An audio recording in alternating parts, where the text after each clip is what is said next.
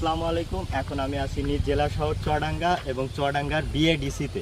তো এখানে আসছিলাম ঘুরতে এসে খুবই সুন্দর এবং চমৎকার কিছু কৃষি রিলেটেড জিনিস দেখতে পেলাম এবং আমি একজন কৃষি বিজ্ঞানের স্টুডেন্ট হয়ে সেগুলো আপনাদের কাছ থেকে শেয়ার করতে আসছি। তো ঘোরার মাঝে আমি একটা জিনিস দেখতে পেলাম, সেটা হচ্ছে এখানে খুব সুন্দর করে গম উৎপাদন হয়েছে এবং এই গমের জাতটা হচ্ছে বাড়ি গম।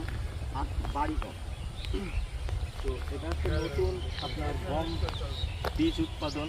বীজ উৎপাদনের আওতাভুক্ত একটি কর্মসূচির মাধ্যমে এখানে নতুন বীজ উৎপাদন করা হয়েছে এবং এটা ফসলের নাম হচ্ছে ভারী গম 30 এবং এটা হচ্ছে রবি মৌসুমে লাগানো ফসল।